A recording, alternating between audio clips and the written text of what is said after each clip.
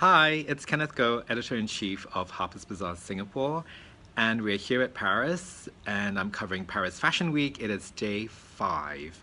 Now, excuse the hat, it's been really crazy wet and rainy and very, very cold in Paris this fashion week. So we've all had to do everything we can to beat the elements. Now, what do we start with?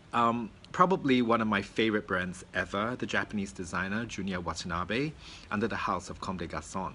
So what did Junya have for us? Well, he went right back to London, to the era of the punks in the 70s, Sid Vicious.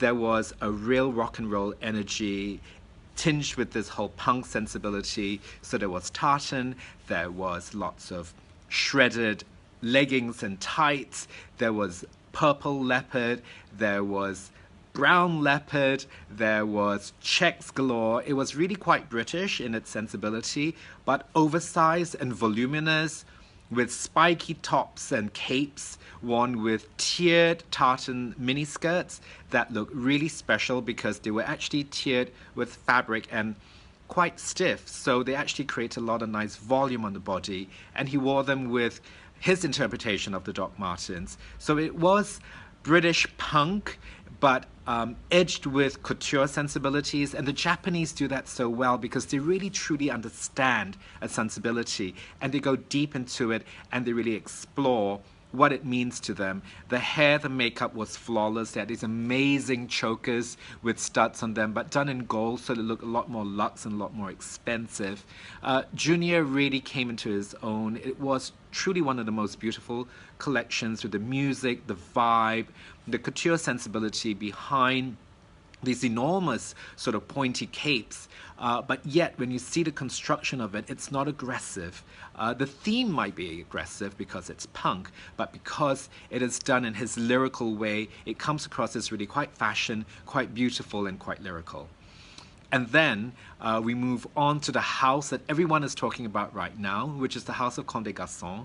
Now, Rei Kawakubo has an enormous retrospective, a first time a museum like the Met Museum in New York is paying tribute to a living artist, a living designer, and Rei Kawakubo will be the one doing this retrospective. So there's a lot hinging on this collection of hers for fall winter, because that will be the collection that people will be talking about and referencing for this exhibition.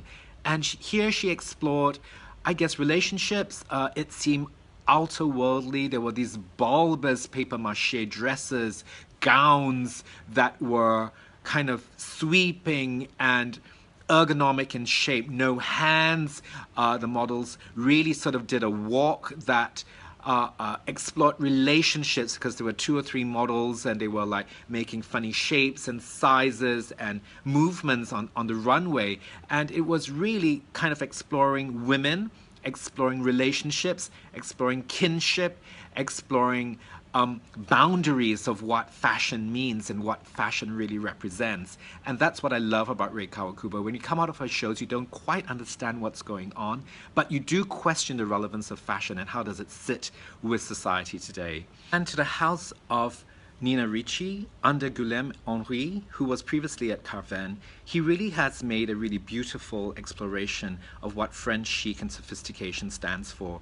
He really explored color, a lot of pastels, pale blues, pale pinks, salmons, blush, very, very super feminine colors, but he accessorized them with heavy saddle belts, with bags hanging off belts, heavy accessorizing with gloves and perfect sort of like stiletto shoes.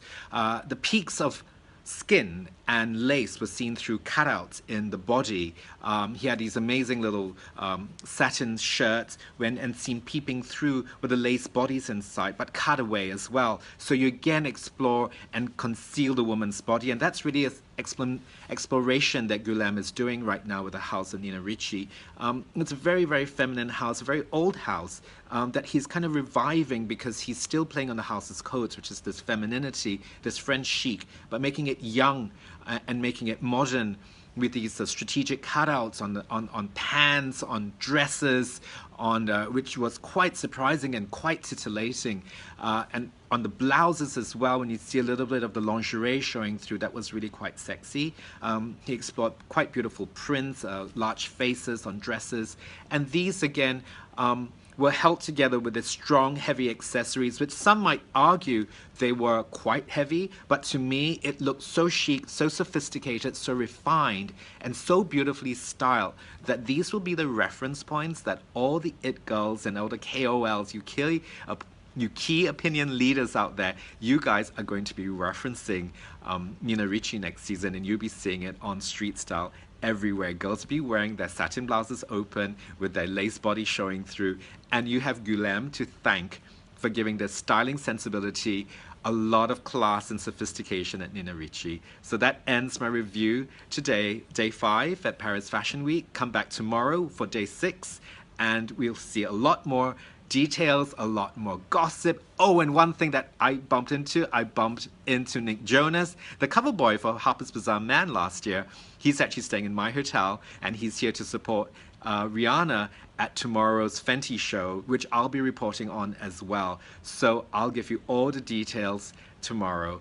Stay in touch and see all the wonderful videos down under that I have, all the Instagram videos that I've done specially for Harper's Bazaar Instagram, and also on my Instagram, which is Kenny Boy. So catch you all later. Take care, guys, and have a great week ahead. Bye.